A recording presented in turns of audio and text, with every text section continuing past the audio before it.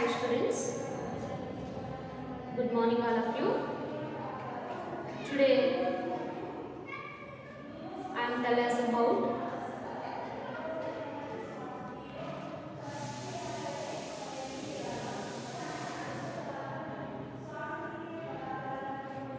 regulatory affairs of food processing industries in India. So చూద్దాం.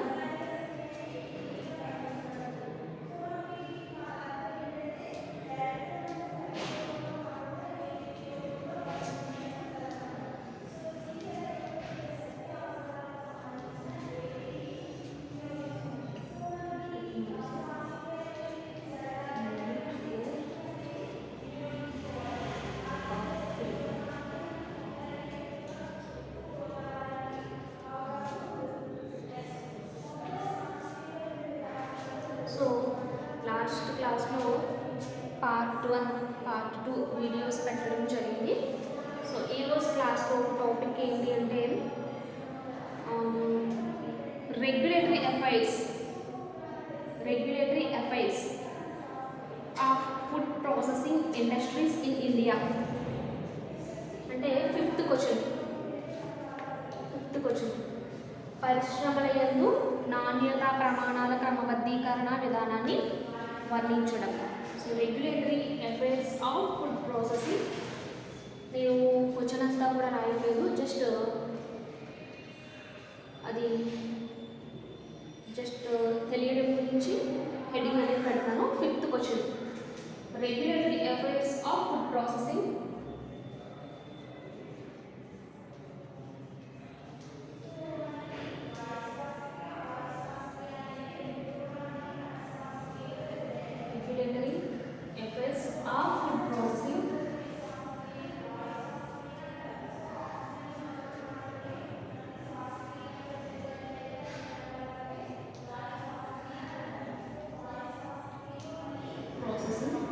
Industries in India.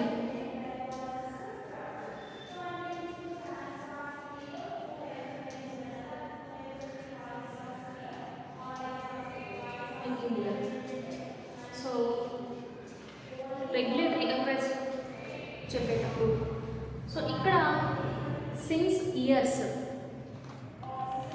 Indians అంటే చాలా కాలం నుండి Indians వాళ్ళ ఏరియాస్లో ప్రిపేర్ చేసేటువంటి ట్రెడిషనల్ ఫుడ్ ప్రొడక్ట్స్కి వాళ్ళు ఇంపార్టెన్స్ ఇవ్వడం జరిగింది. ఈ ట్రెడిషనల్ ఫుడ్ ప్రొడక్ట్స్ అనేవి హెల్తీగా ఉండడం, వాళ్ళు హెల్తీగా ఉండేవి వాళ్ళు చూసేవారు, భావించేవారు. అయితే నవ్వేడేస్ ఇప్పుడున్న జనరేషన్లో ఏంటంటే రెడీ టు ఈట్, అప్పటికప్పుడే తయారు చేసి ప్రిపేర్ చేసినటువంటి ఫుడ్ ప్రొడక్ట్స్ని ఎక్కువగా ఇష్టపడడం జరుగుతుంది. సో ఇటువంటి ఫుడ్ ప్రొడక్ట్స్ని ప్రిపేర్ చేయడానికి కొన్ని కంపెనీస్, కొన్ని ఇండస్ట్రీస్ అనేవి ముందుకు రావడం జరుగుతుంది. సో ఇటువంటి ఇండస్ట్రీస్ని ఆర్గనైజ్ చేసి సో గవర్నమెంట్ వారు కొన్ని రూల్స్ అండ్ రెగ్యులేషన్స్ను ఒక యాక్ట్ రూపంలో ఈ పరిశ్రమలకు అంటే ఈ ఇండస్ట్రీకి చెప్పడం జరిగింది. సో అవేంటి అంటే regulatory affairs. First one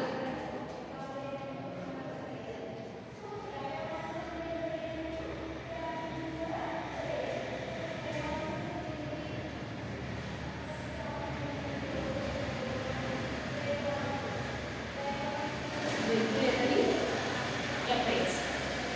so ఇక్కడ ఈ యాక్ట్ ప్రకారం ఏవైనా ఇండస్ట్రీస్ ఉంటే ఇండస్ట్రీస్ ఫుడ్ ప్రొడక్ట్స్ని మేకింగ్ చేసేటప్పుడు సో గవర్నమెంట్ వారు కొన్ని రూల్స్ అండ్ రెగ్యులేషన్స్ను, కొన్ని ఇండికేటర్స్ను సూచించడం జరుగుతుంది. అంటే వాటి యొక్క క్వాలిటీ, ఫుడ్స్ ప్రొడక్ట్స్ యొక్క క్వాలిటీ ఏ విధంగా ఉంది, నెక్స్ట్ అవి ఎలా మ్యానుఫ్యాక్చర్ చేయొచ్చు అన్న విషయాలు డిపార్ట్మెంట్స్కి సంబంధించినటువంటి వాటిని ఈ రెగ్యులేటరీ అఫైర్స్లో చేర్చడం జరిగింది. So next one regulatory affairs in industries. Regulatory affairs in industries. So ఇండస్ట్రీస్లో regulatory affairs in industries.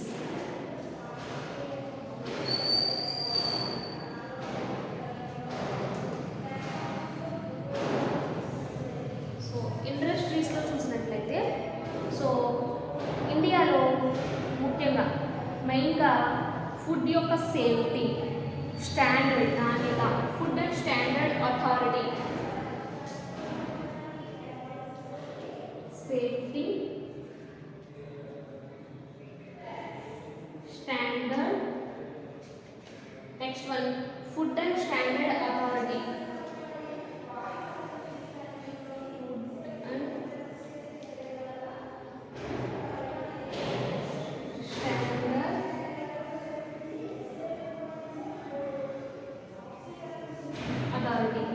So వీటిని బేస్ చేసుకుని వీటిని సుప్రీం రెగ్యులేటరీ సిస్టమ్గా చెప్పడం జరిగింది. ఈ మూడింటిని బేస్ చేసుకుని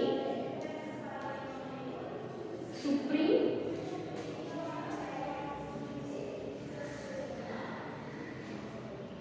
రెగ్యులేటరీ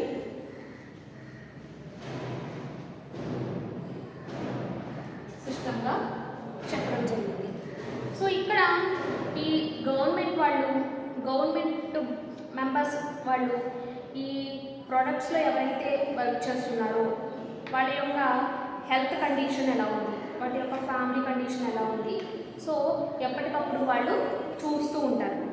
FSSAI అనేటువంటి రెగ్యులేటరీ అఫైర్ అనేది సో వీళ్ళు 2006లో పార్లమెంట్లో యాక్ట్గా ప్రవేశపెట్టడం జరిగింది. దీన్ని సాధారణ యాక్ట్, ఫుడ్ యాక్ట్ అంటారు.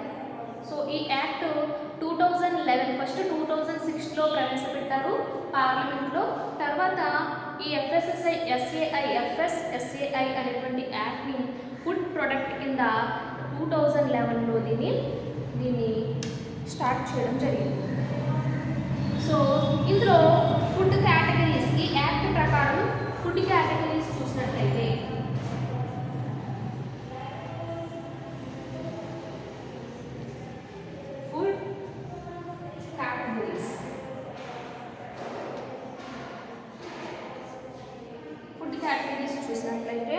సో దీన్ని ఈ యాక్ట్ ప్రకారం FSSAI అనేటువంటి రూల్స్ అండ్ రెగ్యులేషన్స్ ప్రకారం ఫుడ్ని 2 కేటగిరీస్ కింద వీళ్ళు డివైడ్ చేయడం జరిగింది. అవేంటి అంటే the standardized food products,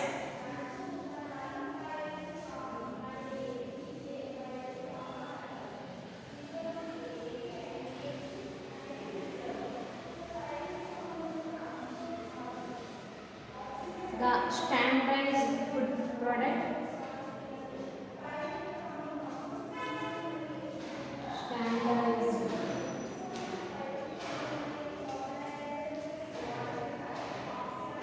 food product.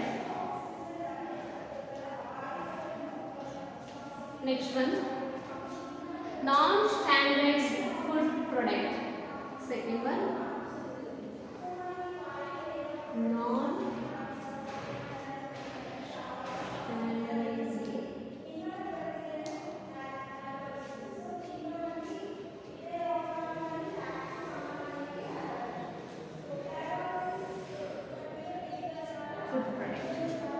So ఇక్కడ స్టాండర్డైజ్డ్ ఫుడ్ ప్రొడక్ట్. సో ఈ ఫుడ్ ప్రొడక్ట్స్ ఏవైతే వీళ్ళు మేకింగ్ చేస్తున్నారో సో ఈ ఇండస్ట్రీస్ని కంటిన్యూ చేయడానికి వీళ్ళు FSSAI అనేటువంటి ఆర్గనైజేషన్ యాక్ట్ ద్వారా వీళ్ళు గవర్నమెంట్ వాళ్ళ దగ్గర నుంచి లైసెన్స్ పొందవలసి ఉంటుంది. సో వీళ్ళు ఆ యొక్క రూల్స్ అండ్ రెగ్యులేషన్స్ పాటిస్తూ ఈ వాళ్ళ యొక్క ఇండస్ట్రీస్ని వాళ్ళు మెయింటైన్ చేయడం జరుగుతుంది. సో ఈ స్టాండర్డైజ్ చేయబడినటువంటి ఏ ఫుడ్ ప్రొడక్ట్స్ అయితే ఉన్నాయో వాటిని ఈ సేఫ్టీ పారామీటర్స్ అనేవి ఏమీ ఉండవు. కాబట్టి ఆ ఫుడ్ ప్రొడక్ట్స్ అనేవి ఎక్కడ తయారవుతున్నాయి, ఎక్కడ తయారు చేస్తున్నారు, అలాగే ఎక్కడ వినియోగిస్తున్నారు, సో అది తెలియడం జరుగుతుంది. నెక్స్ట్ వన్, ప్రెజెంట్ ఈ FSSAI అనేటువంటి యాక్ట్ 16 కేటగిరీస్కి సంబంధించి 380 ప్రొడక్ట్స్ను అప్రూవల్ చేయడం జరిగింది. నెక్స్ట్ వన్, స్టాండర్డ్స్ కానీ ఏవైతే ఫుడ్ ప్రొడక్ట్స్ ఉన్నాయో వాటిని ప్రిపేర్ చేయడానికి ఏ ఏ మెటీరియల్ అయితే కావాలో వాటిని లైసెన్స్ అనే వీళ్ళు తీసుకురావడం జరుగుతుంది. ఇంకా 12,000 ఫుడ్ మెటీరియల్స్ను స్టాండర్డైజ్ చేయాలని ఎఫ్ఎస్ఎస్ఐ వర్క్ చేయడం జరుగుతుంది.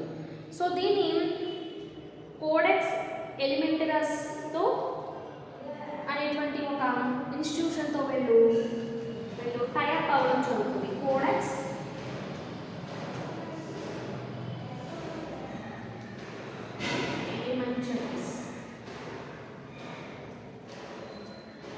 ఎలిమెంటరీస్ అనేటువంటి ఒక ఇన్స్టిట్యూషన్తో వీళ్ళు టై అవ్వడం జరుగుతుంది. సో నెక్స్ట్ వన్, ఇండియాలో సిన్స్ ఇయర్స్ చాలాప్పటి నుంచి కొంతకాలం నుంచి తయారు చేసినటువంటి ఫుడ్ ప్రొడక్ట్స్ ఏవైతే ఉన్నాయో వాటికి ఏ విధమైనటువంటి లైసెన్స్ అనేది అవసరం లేదు. కానీ ఆ ఫుడ్ ప్రొడక్ట్స్లో ఏవైనా అదర్ సబ్స్టాన్సెస్ కలపాలి అనుకున్నప్పుడు, సో న్యూ టెక్నాలజీ అనేది ఫామ్ చేయాలి అనుకున్నప్పుడు మాత్రం లైసెన్స్ అనేది తీసుకోవడం జరుగుతుంది. ఎఫ్ఎస్ఎస్ఐ వాళ్ళ యొక్క లైసెన్స్ అనేది తీసుకోవడం జరుగుతుంది. నెక్స్ట్ ఫుడ్ ప్రొడక్ట్స్ అనేవి అదర్ కంట్రీస్ నుంచి వాళ్ళు ఇంపోర్ట్ చేసుకోవాలి అనుకున్నప్పుడు ఎఫ్ఎస్ఎస్ఏఐ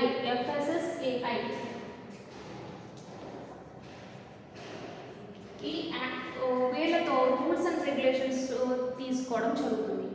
సో ఇంపోర్ట్ చేసుకునేటువంటి ఈ మెటీరియల్స్ స్టాండర్డ్స్ కాకపోతే సో లైసెన్స్ మాత్రం వాళ్ళు తీసుకోవడం జరుగుతుంది. సో ఏదైనా ఒక తెలియనటువంటి ఫుడ్ ప్రోడక్ట్ ఏదైనా ఇంపోర్ట్ చేయాలి అంటే, సో వాటి యొక్క అనుమతి పొందాలి అంటే సక్సెస్ 22 యొక్క ఎఫ్ఎస్ఎస్ యాక్ట్ 2006ని తప్పక పాటించాలి. సక్సెస్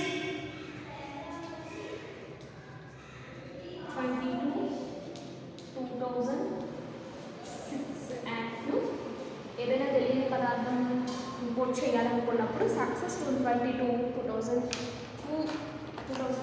యాక్ట్ వీళ్ళు చేయడం జరుగుతుంది.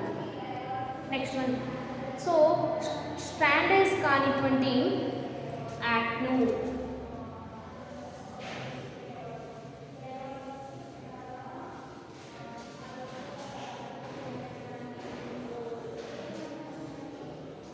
స్టాండర్డైజ్ కానిటువంటి యాక్ట్ ఏదైతే ఉంటుందో ప్రొడక్ట్స్ అనేవి అప్రూవల్ కాకపోతే వాళ్ళు ఈ సమాచారాన్ని అందుకుని లేదా వాళ్ళ యొక్క ఈ ఫుడ్ ప్రొడక్ట్స్ లైసెన్స్ పొందాలి అనుకుంటే 4 కేటగిరీస్కి వాళ్ళు చెప్పడం జరుగుతుంది. సో ఇందుకు 90 డేస్ ఇంచుమించు ఈ రూల్స్ అండ్ రెగ్యులేషన్స్ పాటించినప్పుడు వాళ్ళకి టైం అనేది పడుతుంది. సో ఇందులో 3 స్టేజెస్ అనేవి ఉంటాయి. ఒక్కొక్క స్టేజ్కి 30 డేస్ చెప్పిన టోటల్ 90 డేస్ అనేవి వీళ్ళు తీసుకోవడం జరుగుతుంది ఈ ఫుడ్ అనేది సప్లై చేయడానికి. అయితే ఏదైనా ఒక ఫుడ్ ప్రోడక్ట్లో, అది ఫుడ్ ప్రోడక్ట్ అవ్వచ్చు, ఫార్మాస్యూటికల్ కంపెనీస్ అవ్వచ్చు, డ్రగ్స్ కానీ మెడిసిన్స్ కానీ లేదా కాస్మెటిక్స్ కానీ ఏవైనా ఫుడ్ ప్రొడక్ట్స్ అవ్వచ్చు, ఏవైనా సైంటిఫిక్గా ఏవైనా లోపం కనిపించినట్లయితే సో వారిని వీళ్ళు రిఫర్ చేయవలసి ఉంటుందన్నమాట. సో ఇప్పుడు దీన్ని 3 స్టేజెస్లో వాళ్ళు ప్రొటెక్ట్ చేయడం జరుగుతుంది. So regulatory affairs in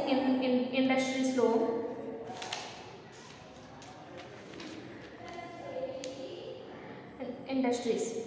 so ఇక్కడ గవర్నమెంట్ కొంచెం ఈ గవర్నమెంట్ మెంబర్స్ ఎక్కువ ఇయర్స్ నాలెడ్జ్ ఉండేటువంటి వీళ్ళను ఎంప్లాయీస్ని పెట్టడం జరుగుతుంది. తర్వాత ఈ విధానాన్ని అంటే ఔషధాలు తయారు చేయడంలో కానీ, నెక్స్ట్ వన్ ఫార్మాస్యూటికల్స్ కంపెనీలో కానీ, వెటర్నరీ మెడిసిన్స్లో కానీ, మెడికల్ డివైజెస్లో కానీ, పెస్టిసైడ్స్లో కానీ, అగ్రో కెమికల్స్ కానీ, కాస్మెటిక్స్ వీటిలో కానీ తయారు చేయడంలో కానీ సో వాటి యొక్క ప్రోడక్ట్ అనేది నాణ్యతగా ఉండేటట్టుగా వీళ్ళు చూస్తూ ఉండాలి. సో ఈ రెగ్యులేటరీ అఫైర్స్ను ఇది ఇంప్రూవ్ చేసేటప్పుడు ఆ డిపార్ట్మెంట్ వారు ఆ వస్తువుల యొక్క ప్యాకింగ్ ఎలా చేస్తున్నారు, వాటి మ్యానుఫ్యాక్చర్ ఎలా చేస్తున్నారు, ఇవన్నీ కేర్ అనేది తీసుకుంటూ ఉండాలి. Working internationally. Next one, working international.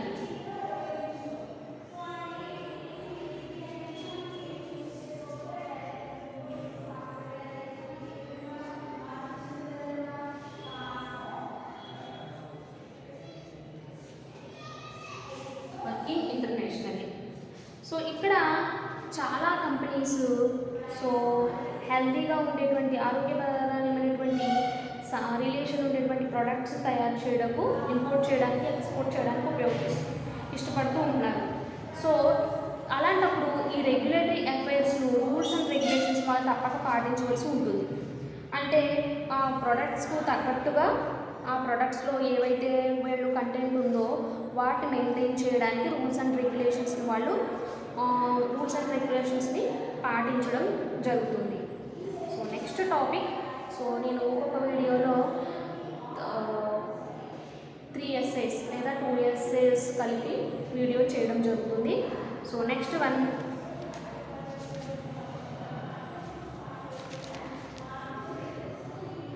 give an account on the importance of personal hygiene in food industries. Personal hygiene in food industries.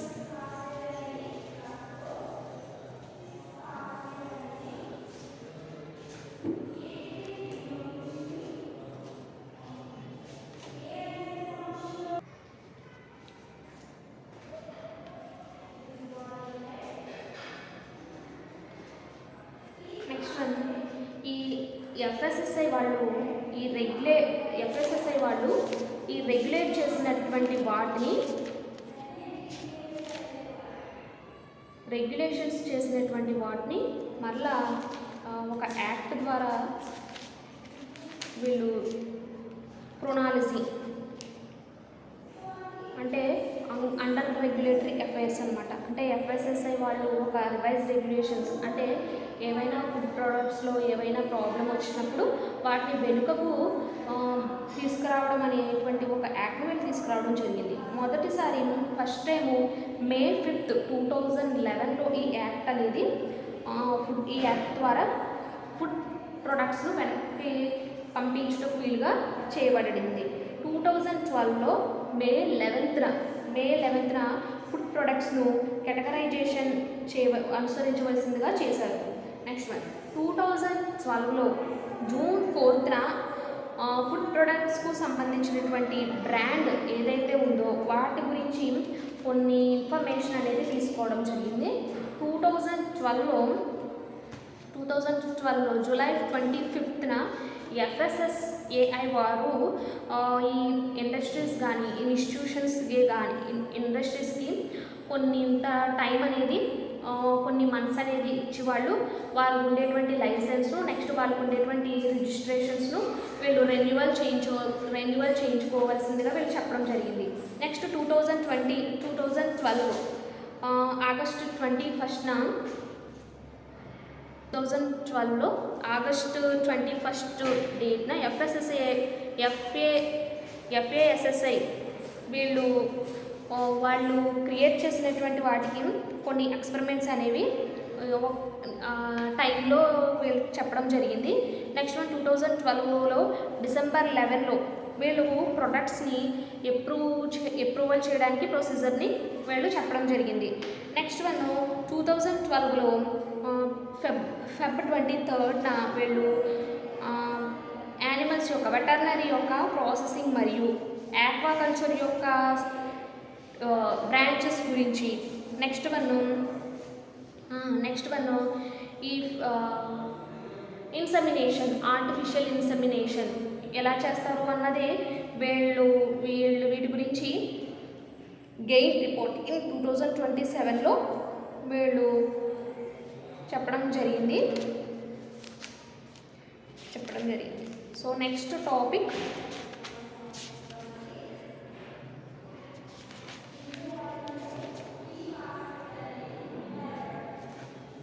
importance of personal, give an account on the importance of personal hygiene in food industries.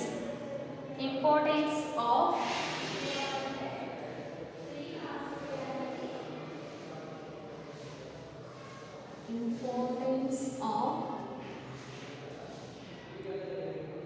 personal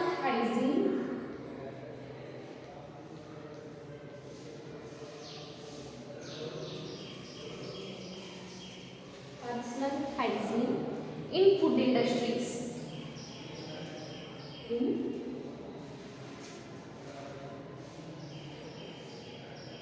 food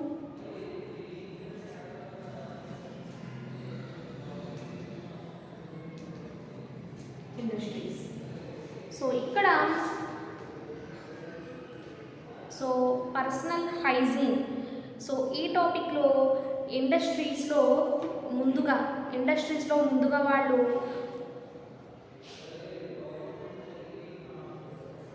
కొన్ని ప్రోగ్రామ్స్ని వాళ్ళు follow అవ్వాలి.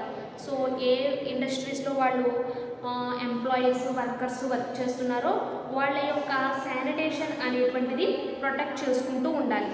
So next one వాళ్ళకి కావలసినటువంటి hygienic practices గురించి వాళ్ళు ఏంటంటే వాళ్ళకు కావాల్సినటువంటి ఎక్విప్మెంట్ కానీ, next one medicines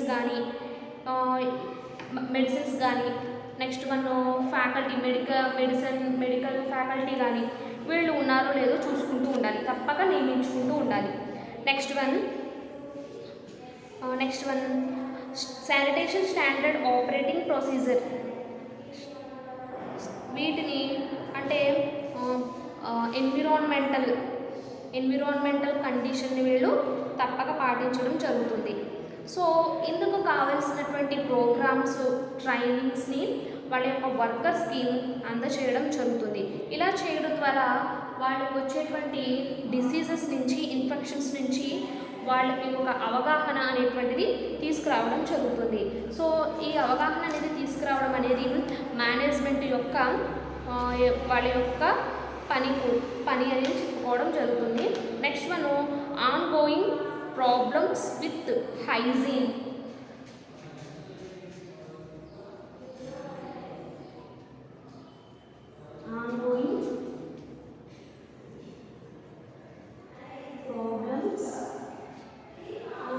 Problems with the hygiene.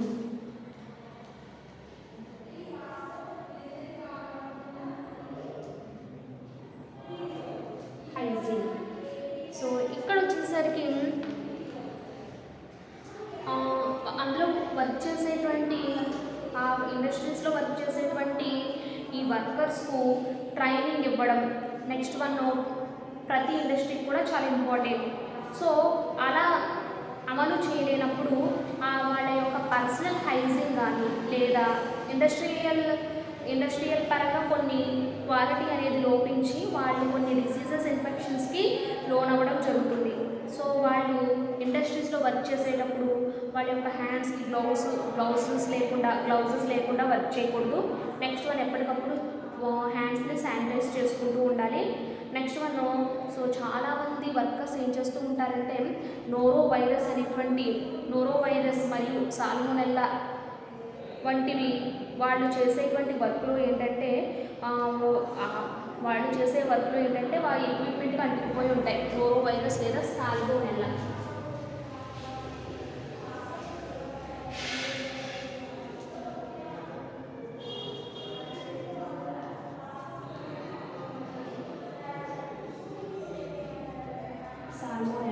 So ఇలాంటి వాళ్ళు వర్క్ చేసేటువంటి ఎక్విప్మెంట్పై వాటి యొక్క సర్ఫేస్ పై ఉంటాయి కాబట్టి సో వాళ్ళు ఎప్పటికప్పుడు ఈ బేషన్స్ అని ఎక్విప్మెంట్స్ అని వీటిని క్లీన్ చేసుకుంటూ ఉండాలి. లేకపోతే వాళ్ళలో వర్కర్స్కు ఏంటంటే diarrhoea, next one jaundice, next one vomitings, respiratory disorders ఇలాంటి డిసీజెస్ ఇన్ఫెక్షన్స్ అనేవి రావడం జరుగుతుంది. సో ఇవన్నీ కూడా బ్యాక్టీరియా, వైరస్ ఇవన్నీ కూడా వాళ్ళు ఉపయోగించేటువంటి ఈ ఎక్విప్మెంట్కి ఉండడం ద్వారా జరుగుతుంది. So next one hand and surface hygiene. Hand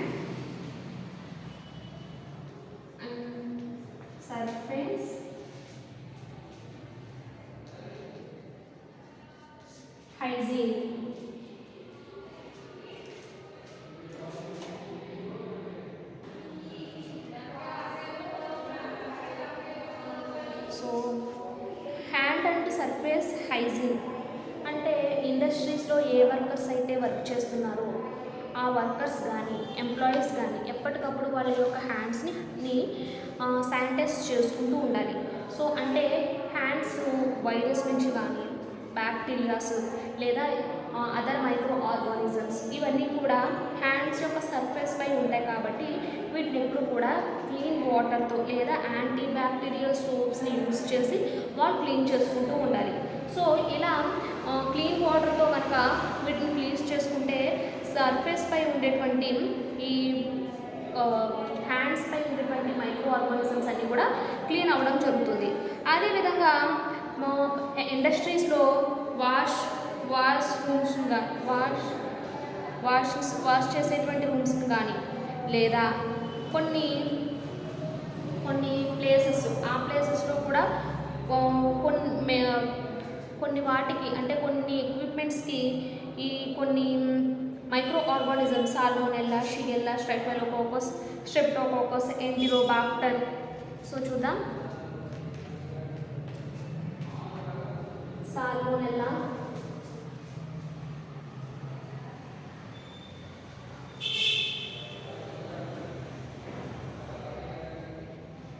Shigella,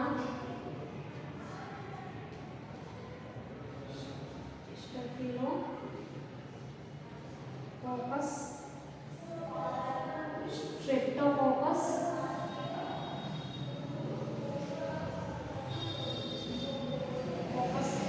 ఎంటిరోబాక్టర్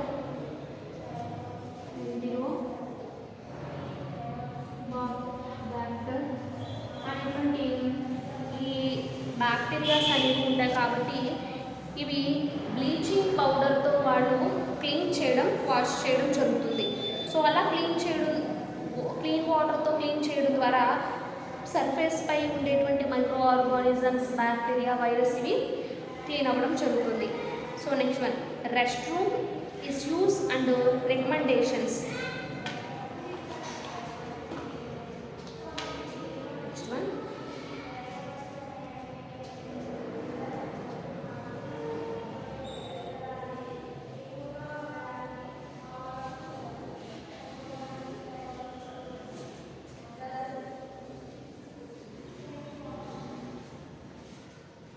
restroom issues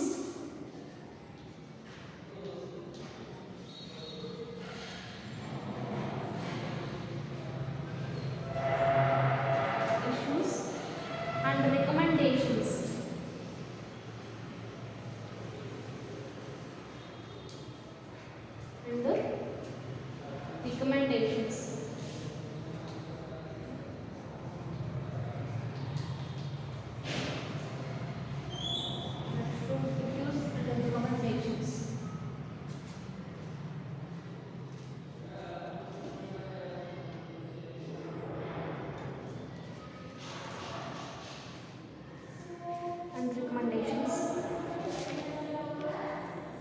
next one, so ఇక్కడ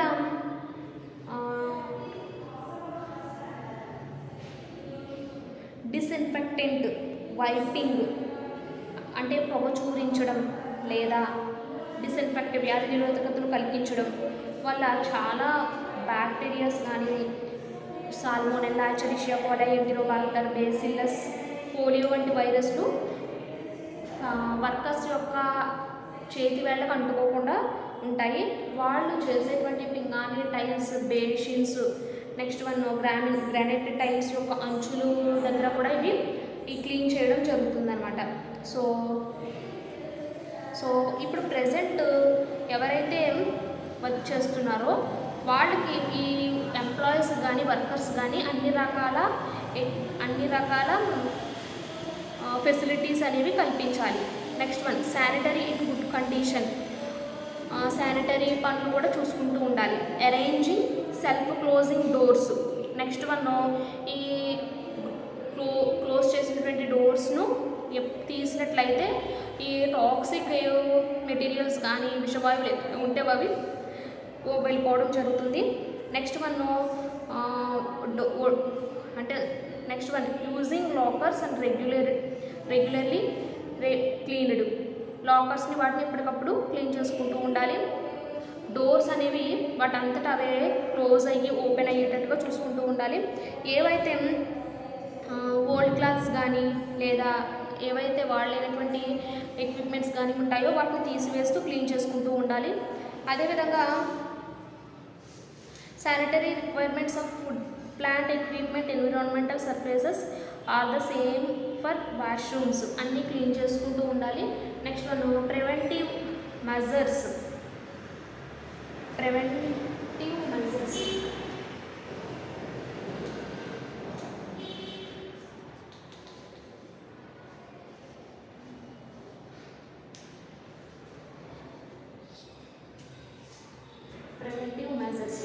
సో ఇక్కడ ఎవరైతే వర్కర్స్ ఉన్నారో వాళ్ళకి ఫుడ్ ప్రొడక్ట్స్ ద్వారా వచ్చేటువంటి ఇన్ఫెక్షన్స్ నుంచి వాళ్ళు గురి కాకుండా చూసుకుంటూ ఉండాలి. సో రెడీ టు ఈట్, తొందరగా ఎక్కువగా వీటిని ఎక్కువగా ఇష్టపడుతున్నారు కాబట్టి కస్టమర్స్, సో వీటిని వీళ్ళు ఈ శానిటైజ్ చేయలేనటువంటి అపరిశుభ్ర హ్యాండ్స్తో వీళ్ళు తాకకుండా ఉండాలి. నెక్స్ట్ మనం ఏ ఫుడ్ ప్రొడక్ట్స్ని కూడా వీళ్ళు ముట్టుకోకూడదు. ఇలా పట్టుకోవడం వల్ల ఏమవుతుంది అంటే, టచ్ చేయడం వల్ల ఏమవుతుంది అంటే, సో ఇక్కడ కొన్ని బ్యాక్టీరియా, వైరస్ అనేవి ఫుడ్ ప్రోడక్ట్స్కి అంటుకోవడం జరుగుతుంది. సో ఒక్కసారి ఎంప్లాయీ అనేది బయటికి వెళ్ళి వచ్చిన తర్వాత పరిశ్రమలోకి వచ్చే ముందు వాళ్ళ యొక్క హ్యాండ్స్, వాళ్ళ యొక్క లెగ్స్ ఇవన్నీ కూడా క్లీన్ చేసుకుంటూ ఉండాలి.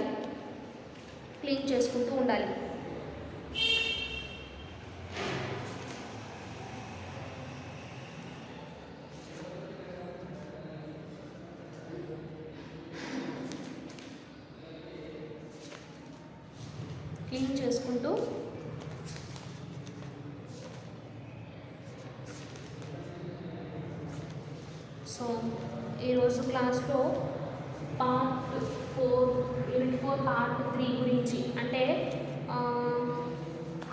రెగ్యులేటరీ అఫైర్స్ గురించి, నెక్స్ట్ మనం పర్సనల్ హైజీన్ వాటి గురించి డిస్కస్ చేసుకోవడం జరిగింది. సో ఇప్పటివరకు పోస్ట్ హార్వెస్ట్ టెక్నాలజీలో unit 1 handling and principles of fish preservation, unit 2 methods of fish preservation, unit 3 processing and preservation of fish and fish by products, అందులోనే seaweed products, unit 4 sanitation and quality control, అంటే ఫిషెస్ని processing చేసేటప్పుడు, వాటిని pack చేసేటప్పుడు, canning చేసేటప్పుడు, manufacture చేసేటప్పుడు sanitation అనే ప్రాసెస్ని ఏ విధంగా చేస్తారు. నెక్స్ట్ వన్ రెగ్యులేటరీ అఫైర్స్, ప్రమాణాలు, వీటి గురించి కూడా రెగ్యులేటరీ ప్రమాణాలు వీటి గురించి కూడా డిస్కస్ చేసుకున్నాం. తర్వాత సో ఈ రోజుతో టోటల్గా 4 యూనిట్స్ కంప్లీట్ అయ్యాయి. నెక్స్ట్ క్లాస్లో 5th యూనిట్ గురించి డిస్కస్ చేసుకున్నాము.